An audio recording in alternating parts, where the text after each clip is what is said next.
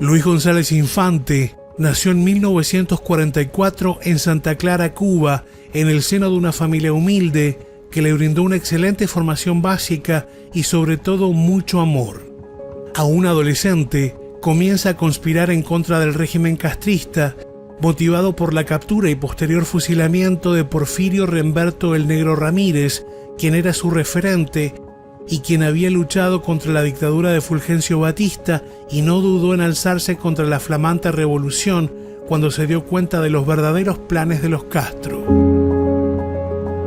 En 1964, el castrismo descubre sus intenciones y es apresado y condenado a 20 años de prisión que comenzarían en la cárcel de Isla de Pinos y continuarían en otros presidios a lo largo de Cuba, donde vio y vivió los horrores de la dictadura de Castro. Cumplió 16 años en prisión plantado y cuando lo liberan, advierte cómo el comunismo ha destruido el país. En 1980 se exilia en Estados Unidos. Ya en Miami, Luis González Infante puede comenzar a reconstruir su vida en libertad. Estudia, progresa y se convierte en un miembro activo del Presidio Político Histórico Cubano, Casa del Preso, que hoy preside como centinela de la cada vez más frágil memoria de nuestro pueblo. No solo denunciando lo que el horror dejó en una nación pujante de la cual se apropiaron hace más de 60 años, sino revelando que aún es posible que Cuba pueda volver a ser el país próspero y libre con el que todos los cubanos de bien sueñan. Luis, muchísimas gracias por aceptar la invitación de Voces de Cuba. ¿En qué ciudad naciste? Soy natural de la ciudad de Santa Clara. Hace 76 años que nací y me crié en Santa Clara hasta caer preso. ¿Qué recuerdas de tu primera etapa en Cuba, de tu niñez? Una belleza, qué feliz fui, mi familia, disfrutando con mi familia. Eran unas personas pobres, en la niñez no nos faltó nada, mucho cariño, y los jugueticos que conseguían nuestros padres, eso para nosotros era maravilloso, y con eso nos criamos. ¿Quiénes fueron tus padres? Mi padre fue Benito González. Mi padre era militar, era del Ejército Constitucional. Y cuando Fulgencio Batista dio el golpe de Estado, él se fue del ejército. Él renunció. Y lo volvieron a llamar después como a los 2 años, como no hubo mucho derramamiento de sangre durante el golpe de Estado ese. Entonces Batista volvió a llamar otra vez a los militares que se habían retirado y demás y eso. Y mi padre no quiso. Y se fue a hacer lo que sabía hacer, albañil. Mi madre era una despaliadora de tabaco. De tabaco. Y ahí me crié con esos 2 seres maravillosos, mis padres y mis 2 hermanas, que nos adorábamos como... Mi padre cuando se casa con mi madre, ya había tenido 2 hijas de un matrimonio anterior. Él enviudó y al tiempo se casó con mi madre. Y cuando se casa con mi madre cría a esas 2 muchachas también. Así que también fueron como otras madres para nosotros, además de media hermana, media hermana no, hermanas, porque se criaron con nosotros, nos cuidaron y repito, eso fue una juventud no, porque era juventud que hay preso, pero una niñez muy feliz. O sea, de tu papá y de tu mamá eran 3, más las 2 hermanas, o sea, eran 5. Éramos 5 ahí. Y mi mamá hizo un gran gesto. Mi mamá hizo un gran gesto al crear a esas muchachitas que la adoran también a ella. Luis, ¿cómo era la República? Yo no puedo hablar mucho de ella, yo era un niño. Y era tan feliz que incluso cuando sucedió el golpe de Estado, llegó mi padre del cuartel, se quitó el uniforme, se puso uno de civil y nosotros seguimos igual, prácticamente igual. La niñez fue lo que más o menos disfruté yo ahí de la República. Tenía un abuelo que había sido veterano de la Guerra de Independencia que nos contaba las historias. Esa era la parte de historia que nosotros conocíamos, la que nos contaba nuestro abuelo. Pero ustedes pudieron estudiar, pudieron ir a la escuela. No, te digo que era una cosa... Si se enfermaban, iban al hospital. Sí. Nosotros no teníamos ningún problema. No había ningún problema en ese aspecto. No digo que posteriormente uno va conociendo las cosas de la República y como en todas partes, hay dificultades para uno y dificultades para otro.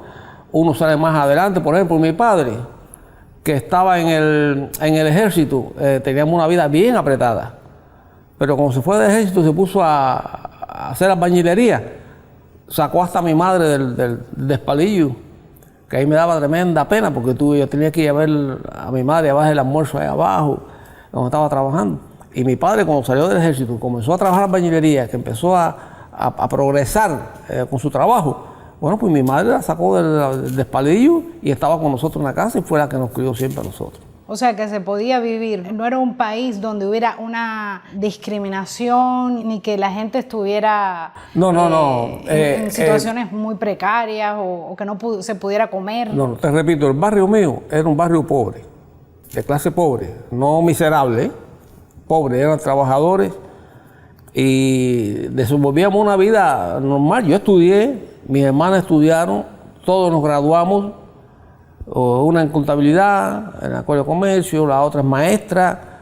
Yo salí de la Escuela Tecnológica Raúl Suárez Martínez, graduado de técnico industrial, matriculé en la universidad, primer año de ingeniería, cuando caí preso. Sí, si había alguna dificultad, es la que regularmente aparece en todos los países.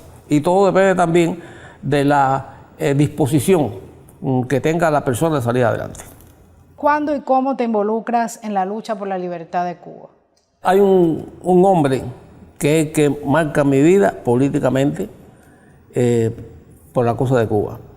Porfirio Negro Ramberto el Negro Ramírez, que se llama el Negro Ramírez, era amigo mío. Nos conocimos en un trayecto de cuando yo iba para el Instituto de Segunda Enseñanza de Santa Clara. Y nada, nos vimos en la carretera, en la calle. Y yo siempre sacaba fiestas, ¿sabes? El hombre era el Negro Ramírez. Y yo, adiós. ¿Y por qué Porfirio Ramírez era famoso ahí en Santa Clara? Fue presidente de la FEU, ahí, de la Escuela de Comercio y de la FEU, de la Federación Universitaria de las Villas. Era un tipo muy carismático, muy fácil de llegar a él. Y como yo siempre digo, era admirado por los hombres y apetecido por las mujeres, ¿sabes? Porque el hombre era tremendo tipo. Era puesto. Era puesto y después con una facilidad tremenda para llegar a la gente. Y así fue como, te digo, yo empecé a decirle adiós, esto y lo otro. Hasta que un día me dijo, oye, monta, vamos a ir para el instituto, vamos. Y entonces ahí comenzamos la amistad negra y yo. En ese momento, Porfirio Ramírez era profesor. De la Escuela de Comercio. De la Escuela de Comercio. De la Escuela de Comercio. Y ahí es cuando él se alza en armas contra la dictadura de Batista. Él se alza en armas contra la dictadura de Batista en el Escambray. En el Escambray. ¿Y qué pasa entonces? Y por el Partido Auténtico, porque él era auténtico. No era del directorio, ni del MRR, bueno, MRR no existía. Es posterior. Pero no era del directorio, no era del segundo frente, era auténtico. La organización auténtica se levanta él. Baja de capitán, fíjate, la aureola del Negro Ramírez ahí en Santa Clara. Sí. La aureola del Negro Ramírez pasa para la universidad y sale también presidente de la FEU.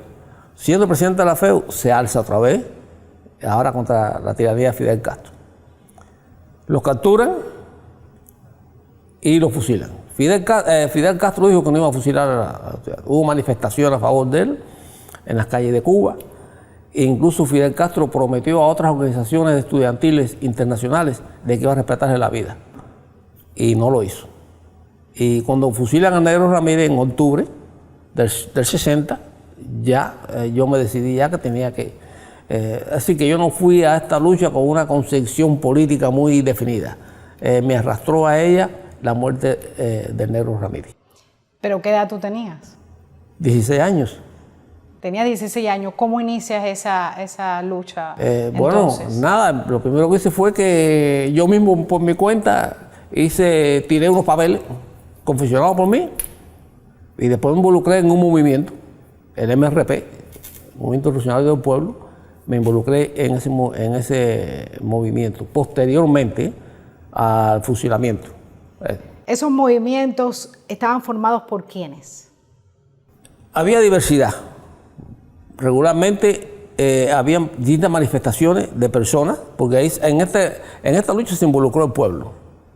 No fue como contra la dictadura Batista, que eran los grupos que siempre se van adelante y hacen la vanguardia. En este caso todo el mundo estuvo afectado. Todas las clases sociales de Cuba fueron afectadas por la revolución. Y entonces pues todos empezaron a involucrarse de una manera o de otra. Habían unos que eran como por ejemplo el directorio era de estudiantes, el directorio revolucionario estudiantino. El MRP era un poco más intelectual. El movimiento 30 de noviembre era más trabajador, es decir, compuesto por trabajadores y demás y eso. Y así cada uno, pero siempre estábamos en contacto para tratar de realizar algunas actividades. ¿Y esta gente eran gente que habían luchado en contra de Batista? Sí, la mayoría de los que fundaron estos movimientos contra la revolución, la mayoría eran personas que habían sido que eran revolucionarios y trataron de rescatar la revolución de alguna manera. Cuando Castro cerró todas las posibilidades de resolver nuestra situación a través del diálogo entre cubanos y además, desde que comenzó la revolución, el paredón estuvo siempre presente ahí. El paredón de fusilamiento. El paredón de fusilamiento. Entonces, ya, la gente se dio cuenta que no podían. Bueno, se formaron las organizaciones, el clandestinaje y la lucha armada. El clandestinaje y la lucha armada eran los caminos que entendían. Ya no fue el que dejó, fueron los caminos que dejó el tirano Castro y su camarilla. No dejó otra opción y hubo que hacerse la lucha. ¿Qué tiempo estuviste en el clandestinaje? Y en Estuve 4 años. Estuve conspirando 4 años y hasta que caí preso en el 64. En la causa 315 de 1964 por el MRP. ¿Cómo fue ese arresto? ¿En qué condiciones caes preso? Como todas las cosas que hacía la revolución en aquel momento, todo fue arbitrario. No voy a decir que no estábamos comprometidos, pero el proceso legal no existió. Sencillamente ya era por convicción revolucionaria. Aunque no pudieran comprobar nada, bueno, por eso también es que ha permanecido tanto tiempo la tiranía castrista, porque cualquiera que ellos pueden considerar como desafecto, pues sencillamente lo cogen preso y le abren una causa y se lo quitan del si es que no lo fusilan. Porque también hay fusilados gente inocente. Sin juicio, sin nada. Sin juicio, sin nada. Gente inocente ahí. Si fue un juicio así, es de 30, que es 20, que es fusilamiento, que es paredón, y ya. Así fue la situación que nosotros nos enfrentamos contra la tiranía castrista. ¿Cómo fue tu arresto? Yo me encontraba trabajando en uno de los disparates que hizo el ministro de Industria en aquel momento, Ernesto Che Guevara. El ministro de Industria, había que industrializar el país y como es natural lo hizo de la manera más disparatada. Entonces fundaron en el Input. Y yo ya me había graduado de la Escuela Tecnológica Raúl Suárez Martínez. Estaba en primer año de Ingeniería Eléctrica y trabajaba en el Input en montaje de industria. Estoy ese día, esa mañana, entro normalmente a mi trabajo y al poco rato pues llegan uno de los trabajadores de la oficina, es decir, la parte administrativa de nuestro trabajo, y me dice, oye, Infante, quieren verte ahí en la oficina. Y de pronto, ¿quién? Y no me dijo. No, una persona ahí que... Y también habían llamado a otros que estábamos ahí en el IPU. En realidad en el IPU habíamos... Unos cuantos. A unos cuantos y estábamos conspirando. No te voy a decir que no. Tampoco voy a decir que me cogieron porque estaba sentado en mi casa. Estábamos conspirando y entonces nos llevamos para el G2. Y ahí pues empezó el proceso. ¿En Santa Clara? En Santa Clara. Ahí comenzó el proceso. Varios fuimos condenados a 20 años. En la causa 315 del 64 por el MRP. Y creo que esa fue la última exposición organizada de movimientos contra la tiranía castrista, porque ya todos los demás anteriores habían sido descabezados producto del fracaso del desembarco de Bahía de Cochino, que habían capturado a todos los demás dirigentes de otras organizaciones, lo habían cogido presos. Y hubo fusilamiento, un montón de fusilamientos que hubo ahí. Y como organización, por lo menos ahí en las villas, que estábamos organizados por municipios, por provincias, y estábamos divididas lo que eran las responsabilidades, fue esa causa, porque después de eso, organizadamente, no cayó más nadie preso ahí. ¿Cuántos habían en tu causa? Éramos unos cuantos, no sé exactamente, pero éramos, porque cayeron de todos los municipios. Cayeron de todos los municipios de ahí de las villas, de Santo Espíritu, de Placetas, de Cruces, de Camajuaní. Sí, no, el movimiento estábamos bastante organizados. Lo que el movimiento se quedó, ¿cómo pudiéramos decir? Paralizado, si se quiere, por todos los fracasos que habían habido anteriormente. Entonces se quedó establecida la organización, pero no podíamos avanzar en lo que eran las actividades que nosotros queríamos hacer. Y en eso fue donde nos capturan. ¿Qué tiempo estás en seguridad del Estado ahí en Santa Clara? Ahí estuve 3 meses. 3 meses. 3 meses. ¿En qué condiciones? La más horrible. Ahí empecé fue duro, porque en ese año, 64 y en el 63, habían empezado a capturar a muchos alzados. Los que estaban alzados en las montañas, en el Escambray, y en Matanza también, en los llanos. Y algunos de ellos, de los Matanzas, los trajeron también para Santa Clara, porque estaban cerca de los límites y cosas de esas. Además, había gente alzada en Matanza, que por cierto era alzado en los llanos. Es decir, Matanza no es como el Escambray, que tiene montaña. Y a veces cuando se ponía una situación dura en Matanza, pues pasaban para la provincia de acá. Entonces, en ese tiempo que hay presos, hay muchos alzados que están presos. ¿Campesinos? Campesinos, la mayoría eran campesinos. Y los fusilamientos eran a granel. Entonces aquello era muy triste, que tú estás hablando con un hombre hoy aquí y al otro día pues ya no estaba ahí.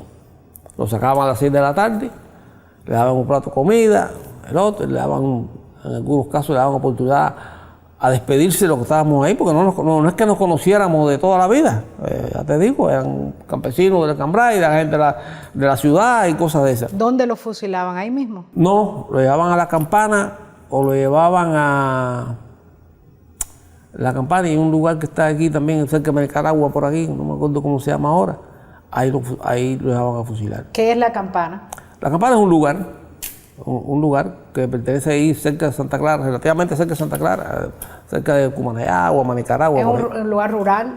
Sí, el campo, lo sacaban para el exterior y no era como en la cabaña, tú sabes que lo fusilaban mismo en la cabaña, en los fosos de la cabaña. No, regularmente ahí en Santa Clara, los fusilamientos de Santa Clara fueron los que se hicieron en el año 59 en el cuartel de ahí de Santa Clara, que ahí fueron los primeros fusilamientos. Pero regularmente todos los demás los llevamos para La Campana. ¿Y dónde los enterraban? Hay casos que están enterrados en Santa Clara. No le decían a las familias dónde estaban. Y precisamente hubo un trabajo que hizo un movimiento ahí en Santa Clara que se llamó en aquel momento Movimiento Cívico Nacionalista. Y fue un trabajo auspiciado por el Presidio Político Histórico y el Instituto de Memoria Histórica. Y localizaron las tumbas. Sí, los osarios. Ya estaban puestos en osario. Entonces los muchachos ahí del Movimiento Cívico Nacionalista entraron al cementerio como buscando los restos de otras personas y empezaron a buscar en los libros partiendo del 62 para acá. Y ahí descubrieron los restos, los huesos de estos combatientes, muchos de ellos. ¿Y las fosas comunes? Bueno, las fosas comunes era cuando precisamente, ahí sí hay desaparecidos que no vamos a ver nunca de ellos. Si no se controla, si no se logra en el futuro poder determinar dónde están las fosas esas, los lugares, porque la ha ido desapareciendo. Ya los límites que habían para saber dónde estaba una cosa con la otra, ya ha ido desapareciendo porque Castro estuvo moviendo todos los límites, esto, lo otro, y hay muchas cosas que no se saben ya, y no creo que sepamos nunca dónde van a estar. Va a ser muy difícil. ¿Dónde están ubicadas esas fosas comunes? Sobre todo en esas partes de ahí, de La Campana. De las lomas, sí, de las lomas de Campana. Otras veces los fusilaban al pie de las lomas. Es decir, cuando los capturaban, en vez de pasar por el proceso ahí mismo a pie de la cordillera, ahí los mataban. Sin juicio, sin nada. Los fusilaban ahí, los ametrallaban Y por eso te digo que es muy difícil que uno podamos ver verdaderamente dónde están. Por ejemplo, aquí en el presidio político histórico hay presos que tienen hermanos que no saben dónde están desaparecieron cuando aquella función. Y los familiares tampoco sabían nada. Sí, incluso los que tenían tumbas en el cementerio de Santa Clara, muchas veces no sabían dónde estaban. No sabían exactamente. O sea, no podían ni ir a ponerle una flor. No podía. Eso no estaba permitido en aquellos momentos. Después, como te digo, a medida que se fue descubriendo los lugares, bueno, pues tuvieron algún consuelo la familia en poder llevar, aunque sea alguna flor azul. Te condenaron a 20 años de prisión. Me condenaron a 20. ¿Y a dónde te mandaron? Directamente de Santa Clara, es decir, de GO de Santa Clara a la cárcel de Santa Clara a Isla de Pinos. En un 64 de Isla de Pinos en octubre, con una condena de 20 años, cumplí 16. Después nos sacaron de Isla de Pinos, después del trabajo forzado. Vamos a hablar de eso un poco más. Cuando tú llegas a la isla, ¿cómo son las condiciones en la isla? No, cuando llegamos a la isla es abajo el terror.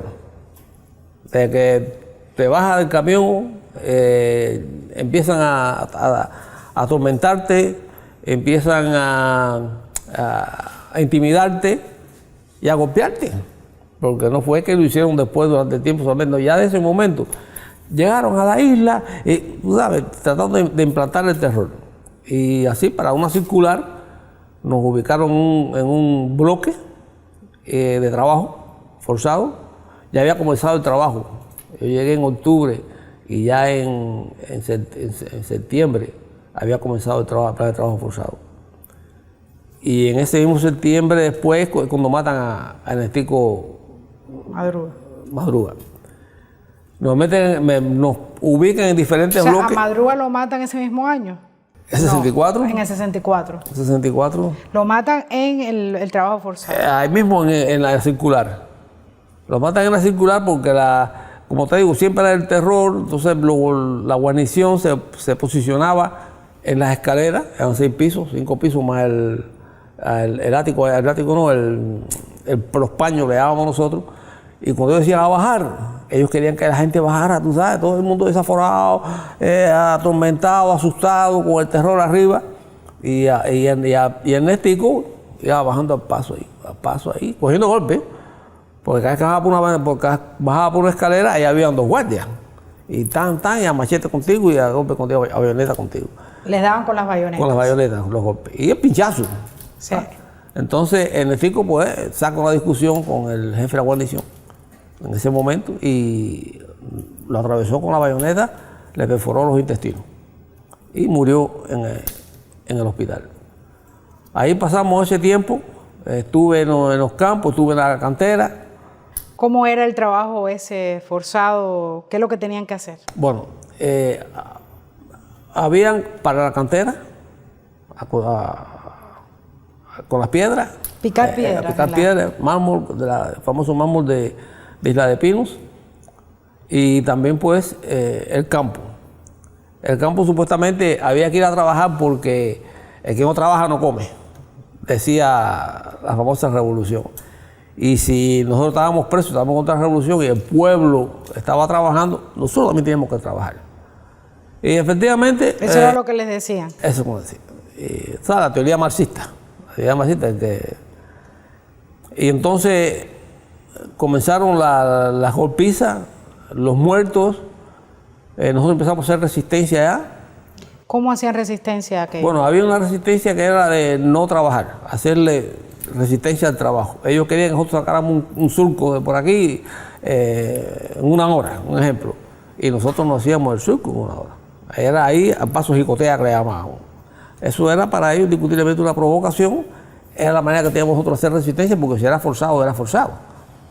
Y comenzamos a hacer esa resistencia y empezó a costarnos golpes, mutilados, muertos, suicidios, hasta que ya en el año 66, a finales de 66, en octubre, fue cuando más muertos hubo, ahí en Isla de Pinos, en diciembre. Eran muchos muertos. Entonces había que hacer algo de todas maneras. ¿Por qué hubo más muertos? Ellos arreciaron la represión. Porque arreciaron la represión porque yo deduzco, y muchos de nosotros sí lo pensamos, es que iban a cerrar ya Isla de Pinos, por la resistencia y por la cosa internacional como estaba, la aglomeración de presos que había ahí, como 5.000 presos o más, y entonces la presión que había sobre ellos era que estaban matando a la gente ahí, entonces, y ya la resistencia nosotros empezamos a defendernos ya nosotros queríamos agredir ya. Ellos vieron eso y todo lo que había, y en enero del febrero del 67 vino como una calma. No nos exigían nada, no nos miraban. Y ya no tenían que ir a trabajo. Sí, teníamos que salir a trabajar, pero como si no estuviéramos nada, como si no pasaba nada. Ya los guardias no hacían su función de que era de represiva y de agredir. Y era que en marzo del 67, iban a cerrar Isla de Pinos. Sin embargo, ellos tenían dinamitada todas las bases de la circular. Eso fue en el 61, yo no estaba todavía en la circular. Eso fue en el 61 cuando la invasión de Girón. Pusieron toneladas de dinamita en las partes bajas. Pero en los túneles. En los túneles. Porque había un espacio cuando comenzaba el primer piso. Y en esos túneles se podía caminar. Y entonces empezaron a perforar y a meter tacos de dinamita. Y así estuvo el presidio durante todo ese tiempo viviendo arriba, como decía la gente, arriba del colchón de dinamita en las 4 circulares. ¿Qué pasa cuando cierran el presidio? O sea, ¿te trasladan antes? O... No. Yo soy el penúltimo grupo que sale de Isla de Pinos. El penúltimo. En marzo del 67. En marzo del 67 lo cierran. Definitivamente, no me acuerdo exactamente qué fecha, qué día, pero fue en marzo del 67. Entonces, el último grupo sale en marzo, y yo también salgo en marzo, pero en el penúltimo. No en el último, el que apagó la luz, como lo dicen los muchachos. Y vamos pues, entonces para las distintas provincias. El presidio lo desmembran, en el sentido de que los riegan por provincia. Ustedes habían creado una organización ahí dentro. Claro, por eso que incluso ahí habían unas requisas y traslados internos de circular para circular, porque estamos hablando de miles de hombres. Sí. Entonces, si tú estás en un lugar, más o menos te acomodas, de acuerdo a las circunstancias, ¿no? Te acomodas, tienes tus cosas aquí, tienes tus escondites. Entonces, ellos lo que hacían era que revolvían todo aquello. Lo de aquí para allá, lo de allá para acá, y se fumaba tremendo. Entonces, tenías que volver a ese lugar otra vez a reacondicionar. Los trasladaban de circulares. Intercirculares. Dentro del mismo presidio. Aquello era horroroso. Comenzaba por la mañana, entonces estaba el otro día y la gente por aquí, por allá y tratando de entrar. Así estuvimos hasta que fuimos para las provincias, como te digo. Ya en las provincias éramos menos. Los de Pinar del Río para Pinar del Río, los de La Habana para La Habana. ¿Y a dónde te mandaron? Yo fui para Huica. ¿A Huica? Para Huica, en la provincia de Matanzas. Ahí comenzó la otra odisea. Ya nosotros veníamos ya con la conciencia de que no íbamos a trabajar más. No es porque no es porque nos hubiéramos puesto de acuerdo. Eso era un inconsciente colectivo, como le dicen en psicología. Un inconsciente colectivo. No, yo no voy a trabajar más. Y mira lo que pasó aquí. No, mejor que me maten ahí ya y no vamos a trabajar. Y entonces ahí viene la posición firme de plantado. Ya no trabajamos más allá, los que no iban a trabajar. Y así empezamos a recorrer cárceles. Ya incluso, como siempre, venía lo que era el castigo a la familia. Si yo era de Las Villas, me mandaban para Boniato en Oriente. De Matanza lo mandaban también para Boniato, lo mandaban para Pinar del Río.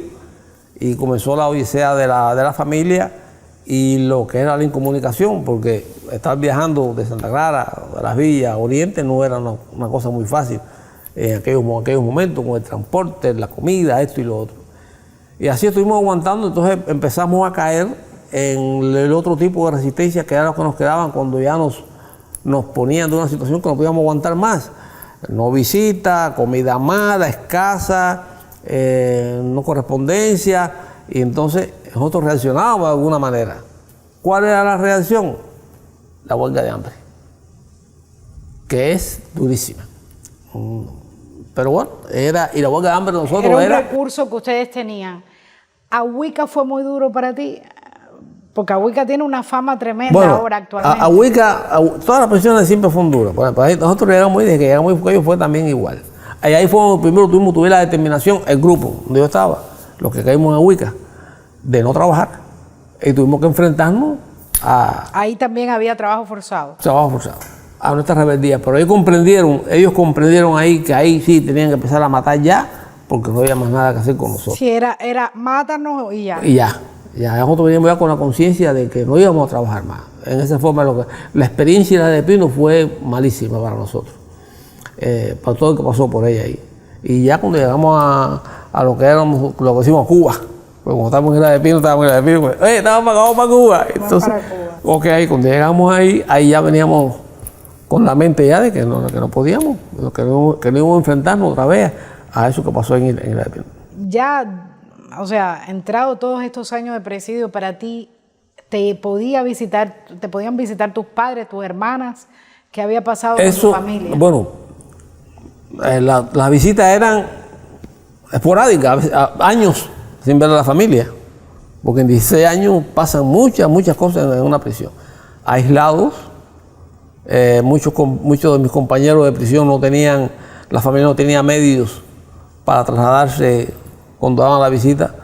Estábamos en lo que ellos calificaban de mayor rigor, que la visita era cada 3, 4, 6 meses, de acuerdo, y los castigos eran cualquier cosa, te quita la visita, porque dentro de todo eso pues, había que seguir haciendo resistencia.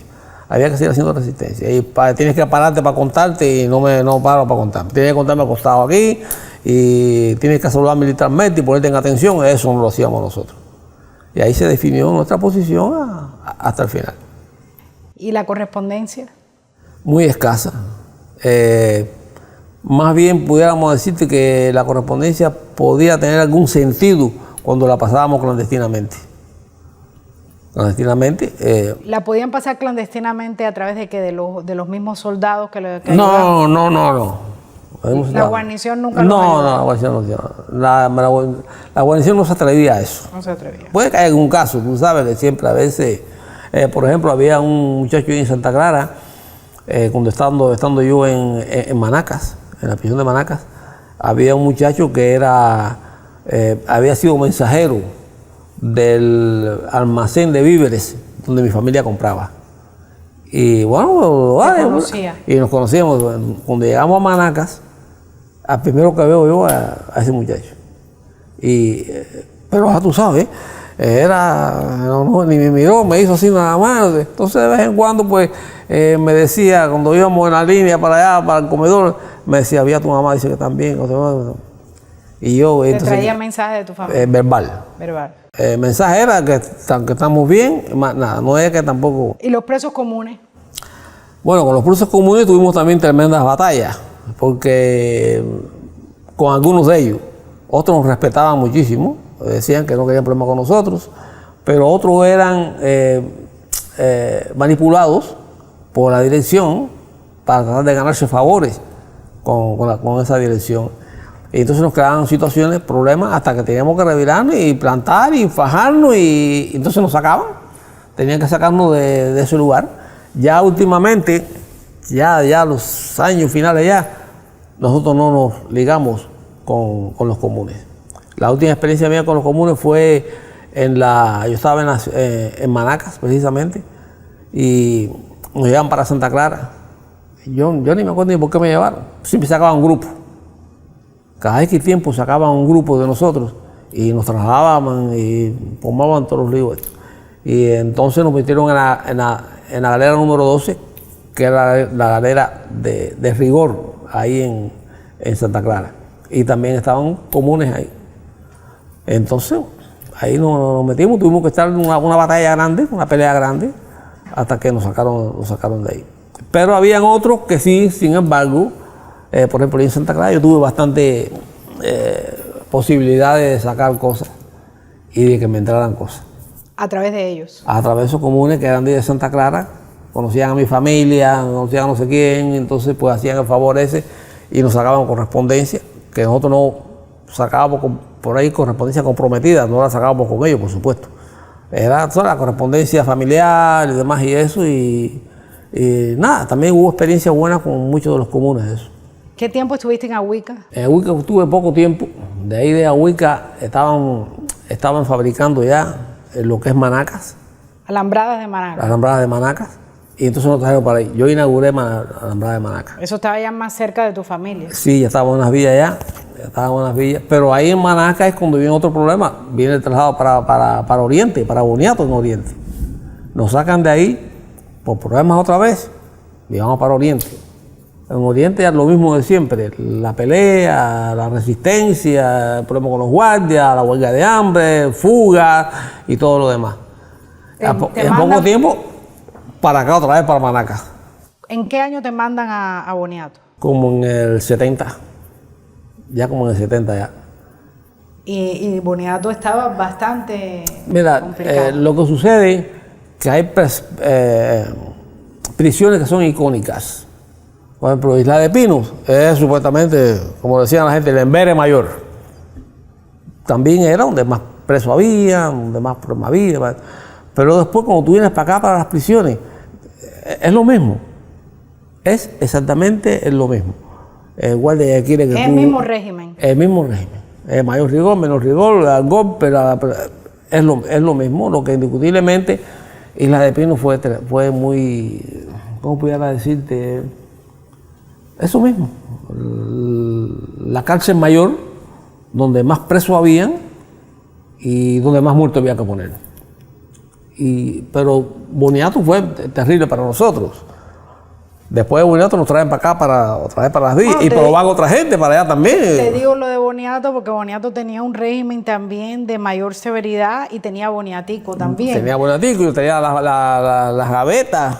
Y en Boniato hubo varias situaciones difíciles. En Boniato fue terrible, terrible. ¿Por qué te trasladan a Boniato? Ya estábamos más o menos ubicados sin trabajar, estábamos ahí cerca de la familia, hasta que llegan, oye, para Boniato.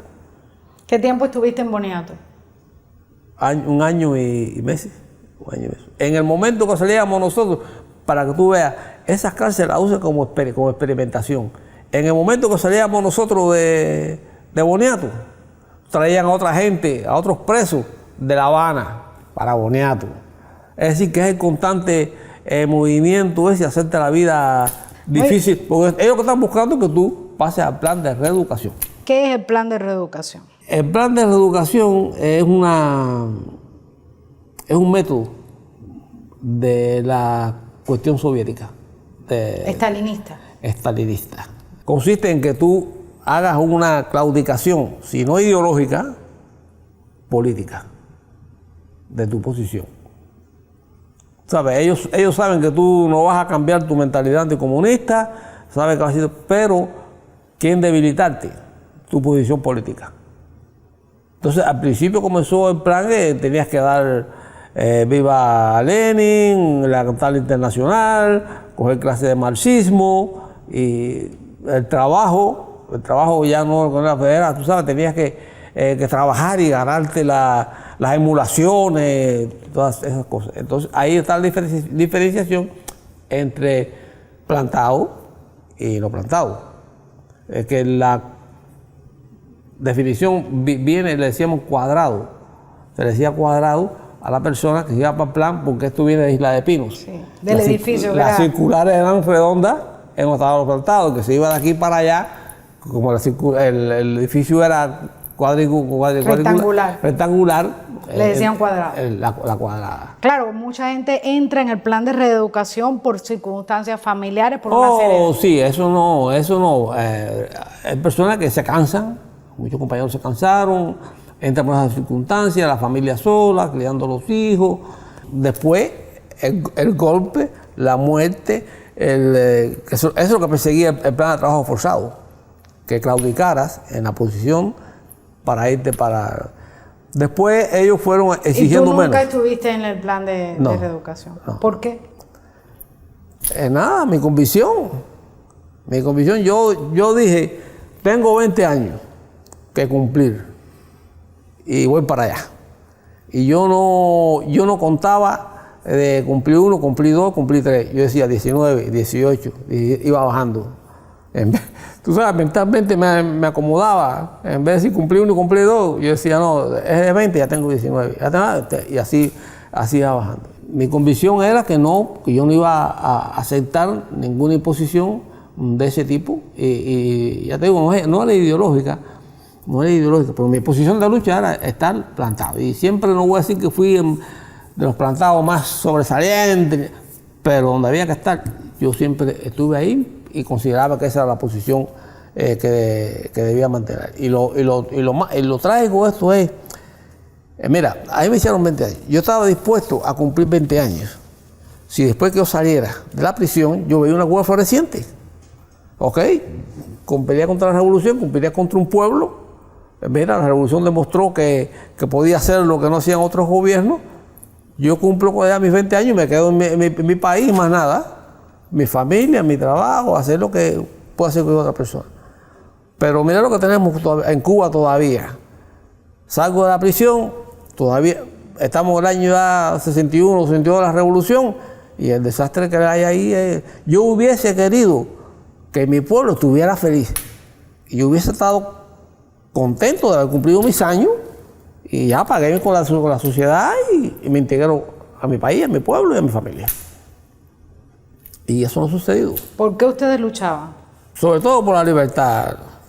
La libertad es un bien que tú puedes estar pasando todo el trabajo de tu vida, pero que tú tengas la libertad de poder expresarte, de poder caminar, que puedas tener los medios civilizados, de que puedas expresarte, escoger tu gobernante, y si no quieres escogerlo, no lo escojas, pero que no te hagan la vida algo imposible, una imposición, que es lo que pasa con estos gobiernos totalitarios. Y el comunismo es específicamente totalitario en toda la extensión de la palabra. Con Batista, que fue un dictador, que esto, que lo otro. Bueno, si tú no te metías en nada, no te pasaba nada. Pero ¿qué sucede con el comunismo y esta revolución? Que tú estabas en tu casa y llegaban a tocarte la puerta. Y vamos para el comité, y vamos para la Federación de Mujeres Cubanas, y vamos entonces, nada, alfabetizar, y con servicio militar obligatorio, y darle pangola, y darle... Figúrate, no se podía. Yo me alegro mucho porque yo no viví esa etapa. Yo me quedé enclaustrado ahí, en la prisión, y yo no fui a miliciano, yo no fui a alfabetizador, nada. Tenía una posición de resistencia ahí mismo en la calle antes de caer preso. Y tú ves todavía cómo vive nuestro pueblo atormentado. ¿En qué circunstancias eres excarcelado y sales al exilio? En el año 78 y 79 se establece un diálogo de una parte que se llamó de la comunidad en el exterior. ¿Del exilio? Del exilio, con el gobierno cubano. Es decir, que el gobierno de Cuba no quiso hacer directamente el acuerdo con el gobierno. ¿Con los presos? No, con el gobierno de Estados Unidos. No quiso hacer el arreglo con el gobierno de Estados Unidos. Entonces, ¿qué es lo que crearon? La comunidad cubana en el exterior. Que entonces abogaron por la libertad de los presos políticos y poder venir para acá. Y la así comunidad de cubanos en el exterior era parte del exilio cubano. Sí. No, exiliados viejos aquí. Eran los exiliados viejos. 138 presos plantados escriben una carta en contra del diálogo del 79, 78 con el régimen. Ajá. Para sacarlo a ustedes mismos. Exactamente. Porque las condiciones, como te digo, eran una movida política donde iban a utilizarnos a nosotros como bandera, porque tú sabes, sacar preso y que la gente diga que no podían. Pero los presos, defendiendo su posición, hicieron esa carta. Habían presos en otras prisiones y como no había comunicación y oportuna, una comunicación oportuna como para hacer circular la carta de prisión a prisión, eso era dificilísimo. Entonces los que la firmaron fueron los que estaban ahí en La Habana. ¿Qué decía la carta? Decía que estaban en contra de los arreglos que se estaban proporcionando entre la tiranía castrista y el gobierno de Estados Unidos, porque era como, y que ellos no estaban dispuestos a que se negociara su libertad a cambio de esas concesiones y privilegios que iba a dar el gobierno de Cuba, del gobierno de Estados Unidos a Cuba. Fue una carta muy bien sonada, muy bien razonada y que salvó lo que era. Yo no soy firmante de la carta, porque yo estoy en otra prisión. ¿En ese momento tú estás dónde? En Nieves Morejón. En Nieves Morejón, en Santi Espíritu. En Santi Espíritu. Más bien en Cabaiguán. Sí, en Cabaiguán. Pero bueno, ahí se hicieron actos también de resistencia y de rechazo. Pero la que logró llegar aquí al exilio en su momento oportuno fue esa. Y los que estábamos en otras prisiones, pues indiscutiblemente, pues la apoyamos a nuestra manera, como pudimos, hacíamos llegar nuestra solidaridad con esa carta, se la mandábamos a la prisión, a la dirección del penal. Pero bueno, ya todo venía caminando e incluso hay muchos de los que firmaron la carta que vinieron para el exilio durante esa amnistía. Y otros se quedaron allá, que fueron los últimos presos que llegaron aquí después, que cumplieron muchos más años. Cuando llegamos aquí al exilio empezamos a hacer una batalla para tratar de liberar a esos presos. O sea que a pesar de la carta y de todo, la negociación continuó y entonces un grupo grande sale en el 79. Sí, la mayoría del presidio, ya los que quedaban ahí, incluso también del presidio, no, también los que estaban en la calle. Muchos presos políticos que ya estaban en la calle también salen por esa vía, porque se les reconoce el estatus de preso político y también llegan aquí al exilio de esa forma, con sus familiares también, por supuesto. ¿Sales tú en ese grupo? Yo salí en el último grupo de amnistía, yo salí en ese grupo, ya en el último. ¿En qué fecha? En noviembre del 79. ¿Estás algún tiempo en Santa Clara, vuelves a tu casa o es directo? No, estuve un tiempo en Santa Clara, mientras preparaba los papeles y 2 meses. Fue lo que estuve ahí en Santa Clara, noviembre, diciembre, 2 o 3 meses, porque yo llegué aquí en febrero del 80. 2 meses después, febrero, marzo, abril, se da el Mariel. Que fue también muy duro para los presos, porque tuvimos que ir para el Mosquito y otros lugares y hacer otras gestiones. Si me llego a demorar un poquito más, me hubiera sorprendido el Mariel allá en Cuba, que le pasó a algunos presos, o a muchos presos le pasó eso, porque no pudieron venir para acá, porque tenían que resolver situaciones familiares, el hijo en el servicio, el otro no sé qué, a nosotros nos dejaban venir al hijo, y entonces tenían que hacer gestiones y demás eso, y lo sorprendió el Mariel ahí en la embajada del Perú en ese año. Cuando llegas al exilio, ¿qué te encuentras? ¿Cuál es tu primera impresión? Bueno, la primera impresión fue que me sueltan en un hotel ahí en el downtown por 3 días. Y a los 3 días yo no sabía para dónde ir. Recuerdo que me paré en la calle Flagler, que es larga de allá para acá, y miré para acá, para lo que era Miami, y decía, caramba, ¿para dónde voy yo ahora? En eso hay una entrevista, me hacen una entrevista ahí en el hotel Evergrande, Juan Amador Rodríguez. Entonces me dice, oye, ahí están los presos reuniéndose en tal lugar. ¿A dónde se reunían? Aquí al lado de la casa. Esta casa es, la primera casa es la al lado allá. Una casita vieja que yo daba grima. Fue la que se consiguió. Y entonces ahí se están reuniendo los presos. Ya Renan Llanes había fundado la casa del preso. Había fundado la casa del preso. O sea que la casa del preso se funda ¿cuándo? El octubre del 78. Renan Llanes funda la casa del preso y esa era donde se reunían, en la casita que de aquí al lado. De al lado. Aquello era, pero bueno, la familia nos aguantó, se mudaron, eran 2 pisos, se mudaron para allá arriba y nos dieron la parte de abajo. Y ahí estuvimos viviendo hasta que empezamos a comprar este espacio aquí y fabricamos de ir para acá. Entonces, en esa entrevista, Juan Amador Larradia y un muchacho, un compañero de causa mío, oye el nombre mío, que estoy en la entrevista, y él no sabía hasta que yo había llegado aquí. sabía que me habían soltado, pero que no estaba aquí. Y oí el nombre mío, que estoy aquí, y fue para allá, él y el hijo, y me recogieron y me llevaron para allá. Y de ahí vine, lo primero que hice fue venir para aquí, para la casa en preso. Ya el otro domingo, que eran las reuniones aquí, sábado, los sábados las reuniones, ya vine para acá, para la casa en preso. O sea, que ustedes se quedaban ahí a dormir y todo, en la casa. Sí, bueno. Era como una especie de hogar cubano. Sí, era como, primero era un club social más que otra cosa. Entonces empezaron a vivir ahí, no todos los presos, ¿sabes? Había otros que tenían familia aquí, otros tenían amigos y demás y eso. Yo mismo no tuve que venir a vivir aquí, a dormir aquí. Este amigo mío pues me llevó para su casa y después me rentó a un eficiencito por ahí y así comenzamos. Así como arrancaste. Así fue como empecé aquí a trabajar, pero nunca dejé de lado lo que tenía que hacer.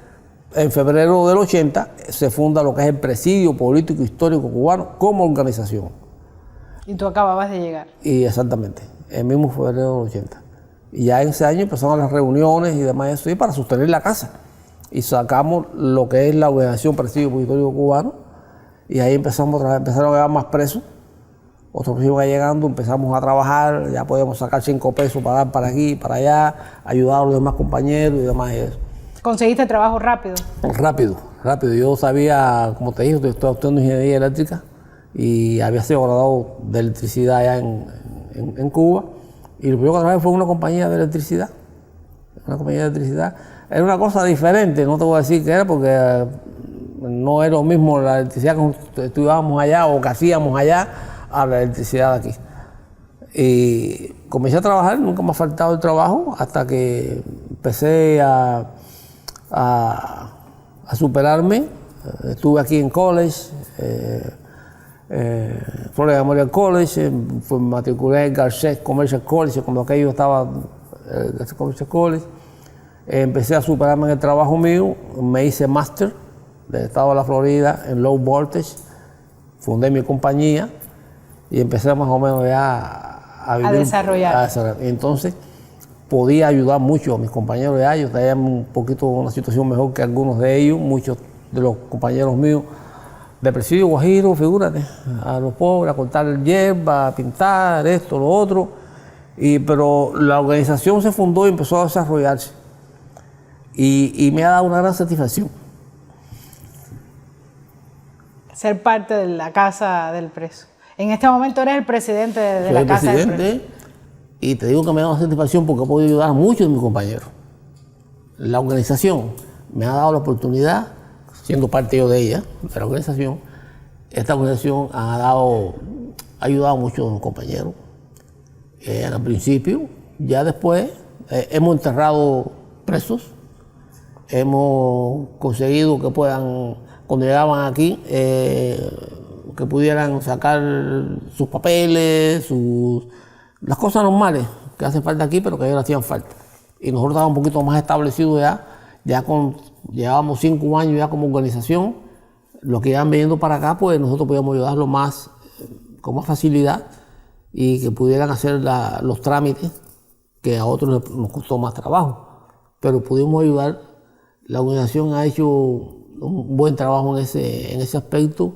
Compañeros nuestros que cayeron aquí en problemas de adicción, pues también los pudimos ayudar buscando, llevando los lugares que teníamos que llevarlos para que médicos aquí nos ayudaron mucho, médicos aquí cubanos que nos ayudaron mucho con estos compañeros y tuvimos gran respaldo. Yo no voy a decir que no tuvimos respaldo. Y ustedes han mantenido también parte de la historia aquí, o sea, porque han reconstruido la historia de todos esos que han sido fusilados, de los que murieron en prisión, en huelga de hambre. Correcto, en 41 años hemos tratado de buscar precisamente eso, que esta parte de la historia que Castro ha tratado de que no se conozca, de borrarla donde ha sido posible, nosotros nos hemos empeñado en que esto quede, que se sepa que hubo una generación que supo responder al llamado de Cuba en ese momento, que dio lo mejor de ella. Y yo siempre termino diciendo algo, no fuimos los mejores, pero somos irrepetibles. Claro, cada uno de ustedes cumplió su función. ¿Tiene fe en la libertad de Cuba? Sí. No se puede perder la fe. A veces hay momentos en que uno cae en vacíos, porque te das cuenta que las cosas no han sido no se han desarrollado con el esfuerzo que se han hecho, porque ha habido muchos sacrificios dentro de Cuba, después aquí en el exilio, incluso cubanos que estaban aquí en el exilio que no estuvieron presos. Han hecho su esfuerzo también de diferentes maneras y no lo hemos logrado. Es lo lamentable de esto y esperamos que Castro ha tenido un relativo triunfo en cuanto a desvirtuar la naturaleza del cubano. La nacionalidad cubana en estos momentos está muy dispersa, no está firmemente como debiera estar después de tantos años. Pero bueno, está surgiendo una oposición, que nos gusta llamarla así de esa forma, oposición, y que de cierta forma está dando algo que hacer a la tiranía y se manifiesta a su manera, de la manera que es posible en estos momentos, y nosotros la estamos apoyando. Es decir, nosotros apoyamos esos esfuerzos. Apoyan los grupos que dentro de Cuba están luchando. Dentro de Cuba, exactamente. ¿Qué pasó con tu familia, tus padres, tus hermanas? ¿Salieron de Cuba? ¿Salieron contigo? No, ninguno de ellos. Cuando yo vine para acá, mis hermanas estaban casadas. Entonces, cuando aquellos no podían venir los esposos. Y nada más que era padre, hermano e hijos. Y mis padres, que podían haber venido para acá, me dijeron que preferían quedarse allá para ayudar a mis hermanas. Y allá se quedaron. Y efectivamente, ayudaron mucho a mis hermanas, porque sabes que en Cuba tenían que hacer filigramas para poder vivir ahí. Entonces, pues cuidaban a los nietos y qué sé yo. Y entonces mis padres murieron. Murieron en Cuba. ¿No pudiste ver más a tus padres? No pude ver a mis padres. Recientemente murió mi hermana, una de mis hermanas. Otra de mis hermanas de este matrimonio es la que me queda, verdaderamente. Y sobrino que ya tú sabes. ¿No? ¿Y sigue en Cuba? Está en Cuba mi hermana. Yo vine para acá. ¿Ninguno de ellos pudieron venir? No. Ni posteriormente hicieron esfuerzo ni nada. Es decir, que se allantaron ahí y vieron ahí como pudieron. Y así ha sido mi familia. No pude disfrutar mucho de mi familia, que hay preso de 19 años, 16 años separados y hago 41 que ya. ¿Y pudiste aquí casarte? Me casé, me divorcié, llevo mi vida ahora, ¿sabes?, de una manera más calmada en el aspecto de que no tengo una presión económica arriba y muchos de mis compañeros pues ya todos estamos retirados. Tengo su retiro, tiene su Medicare, entonces eso, como quiera que sea, pues ayuda, no fue como al principio. Sí, te ayuda a que puedes dedicarle más tiempo a estas cosas. Claro, sigo con mi compañía, sigo todavía con mi compañía haciendo... Continúa trabajando. Continúo trabajando. Pero lo que quiero decir es que ya no teníamos la situación que teníamos al principio cuando llegaban los hermanos de prisión, que tenían que trabajar, porque eran jóvenes, no había Social Security, no había Medicare. Entonces había que ayudar a mucha de esa gente, había que enterrarlos cuando morían porque no habían medios económicos para enterrarlos a ellos. Ahora ya no, ahora mejor cualquiera aquí está retirado, cualquiera tiene Medicare, aunque no esté en una posición o una situación boyante, pero por lo menos, ¿sabes? No, ya la casa del preso, los servicios aquellos que prestaban, ya no son los mismos. Aquí hubo hasta clínicas que fundamos nosotros, clínicas que donde venían, se hacían consultas aquí, venían médicos y por lo menos, tú sabes, lo básico podíamos... Atendía a los presos recién llegados. ¿Qué es la libertad para ti? Bueno, la libertad, más que cualquier cosa, es un sentimiento. Es un sentimiento. Por ejemplo, en presidio, estábamos libres. Esto parece peyorativo y quizás, qué bobería de que van a ser libres si están presos. Pues sí. Es espiritual, es el espíritu Sí, lo que sí, está es el espíritu. Oye, mira, nosotros salvamos la República estando presos. Cuando Castro desmontó todas las instituciones democráticas de Cuba, nosotros las mantuvimos en presidio. Allá estábamos los católicos, los protestantes, los ajefistas, yo soy ajefista, y hice ajefismo en todas las logias ahí de Isla de Pinos, hicimos ajefismo, todas las instituciones que Castro abolió, nosotros las teníamos ahí. Si íbamos elegíamos a quienes iban a representarnos delante del penal por la elección, hacíamos todas esas cosas.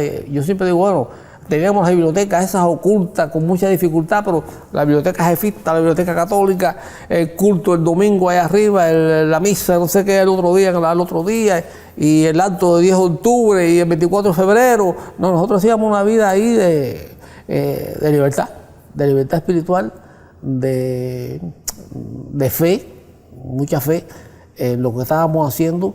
Sabíamos que la parte de la razón que teníamos nosotros para luchar por lo que estábamos haciendo, teníamos la constancia, la vivencia esa de que estábamos haciendo lo correcto.